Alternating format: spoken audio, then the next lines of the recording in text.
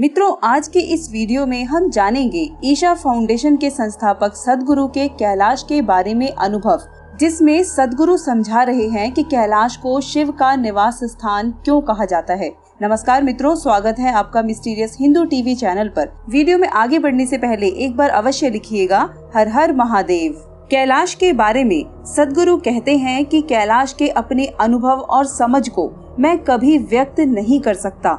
मेरे लिए वह इतना बड़ा है कि मैं उसके लिए मरने को तैयार हूँ। मैं बस इतना ही कह सकता हूँ।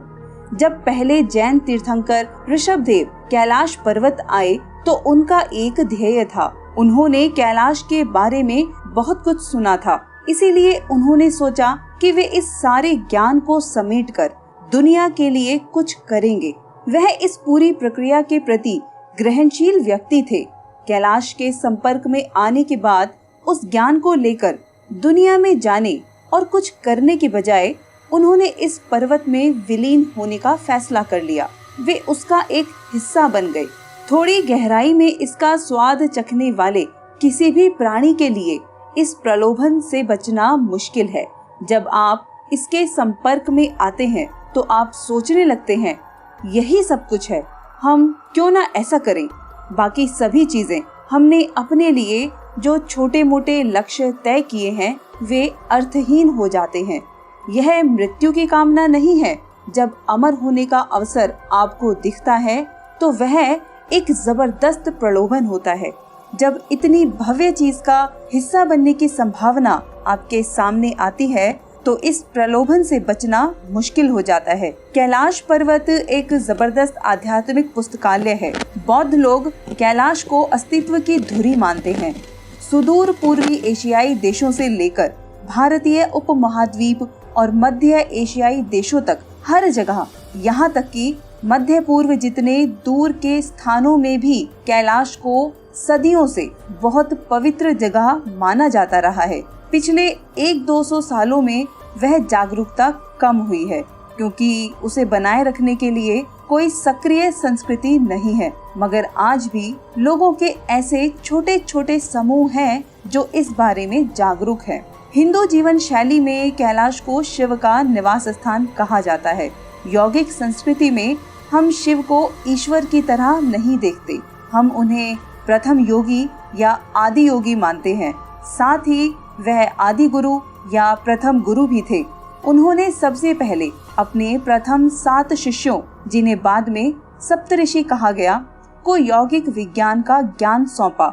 शिव वे महानतम रहस्यवादी या आध्यात्मिक गुरु हैं जिन्हें हम जानते हैं। शिव का निवास कहने का मतलब यह नहीं है कि चट्टानों में खोदने या बादलों में ढूंढने पर वह आपको मिल सकते हैं। इसका मतलब यह है कि वह जो कुछ जानते थे वह कैलाश पर्वत में एक खास ऊर्जा के रूप में सुरक्षित है। उन्होंने इस चोटी को अपने ज्ञान की मचान के रूप में चुना। शिव का ज्ञान और क्षमता सब कुछ कैलाश में अब भी जीवंत है, जिसे आप प्राप्त कर सकते हैं। सद्गुरु आगे बताते हैं कि स्वयं शिव से शुरू करके बहुत से महान योगियों ने कैलाश में अपना ज्ञान संरक्षित करने का फैसला किया। ऋषभदेव, बौद्ध धर्म के संतों, 2 महानतम बौद्ध गुरुओं अगस्त्य मुनि, नयनमार, सभी ने कैलाश को अपना ज्ञान संरक्षित करने के लिए चुना। दुर्भाग्यवश धरती के ज्यादातर रहस्यवादी अगर अपना 1 या 2% काम भी अपने आसपास के लोगों के साथ साझा कर लें तो वे बहुत भाग्यशाली हैं। बहुतों को इतना करने का भी अवसर नहीं मिलता, इसीलिए वे हमेशा अपने काम को किसी ऐसी जगह सुरक्षित रख देने का फैसला करते हैं जहां इंसानों की बहुत आवाजाही ना हो, मगर साथ ही जो लोग जाना चाहें वे वहां तक पहुंच सके। कैलाश ऐसी ही जगह है। यह पूरी तरह अगम्य नहीं है, मगर वहां जाना बहुत कठिन है, जिसके कारण बहुत से लोग वहां नहीं जा पाते।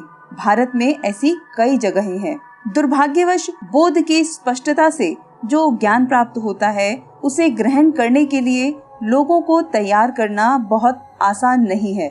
आप अपने आसपास के लोगों के लिए जो कुछ करते हैं वह बहुत सीमित होता है। इसकी वजह सामाजिक प्रतिबंध और लोगों के सामने आने वाली व्यक्तिगत समस्याएं मनोवैज्ञानिक और भौतिक सीमाएं तथा कर्म के बंधन हैं। 1 या 2 ऐसे लोगों को तैयार करना जो आपके सारे ज्ञान को ग्रहण करने में सक्षम हो बहुत दुर्लभ है। बहुत कम ऐसे भाग्यशाली गुरु हुए हैं। बाकियों को सामाजिक नियमों तथा सीमाओं और लोगों की सीमाओं के दायरे में ही काम करना पड़ता है। इसीलिए उनके ज्ञान का एक छोटा हिस्सा भी साझा नहीं हो पाता। इस स्थिति में पत्थर बहुत ग्रहणशील होते हैं।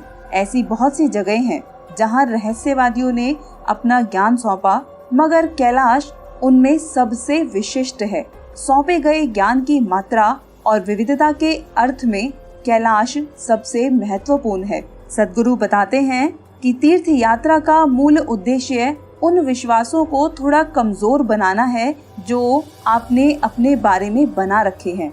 पहाड़ पर चढ़ाई या पर्वतारोहण जैसे साहसिक कार्य का मकसद हमेशा अपने अंदर उपलब्धि की भावना लाने के लिए होता है, ताकि हम खुद को बड़ा महसूस कर सकें।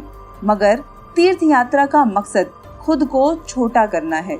यात्रा के दौरान चलने, पहाड़ों पर चढ़ने और प्रकृति की बेहद मुश्किल परिस्थितियों का सामना करने की प्रक्रिया में हम खुद नगण्य हो जाते हैं। प्राचीन काल में तीर्थ यात्राओं की अधिकतर जगहें ऐसी होती थीं जहां तक पहुंचने के लिए इंसान को बहुत शारीरिक व मानसिक मेहनत और कठिनाइयों का सामना करना पड़ता था।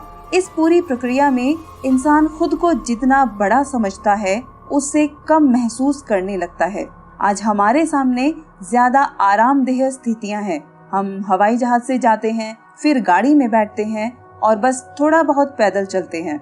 शारीरिक तौर पर हम 1000 साल पहले जैसे थे, उससे कहीं अधिक कमजोर हो गए हैं। यह विकास की क्रमिक अवस्था नहीं है, यह एक सामाजिक समस्या है, क्योंकि कहीं न कहीं हम उन सुविधाओं और सहूलियतों का ठीक से लाभ उठाना नहीं जानते जिन्हें इंसान की प्रतिभा ने हमारे जीवन में ला दिया है।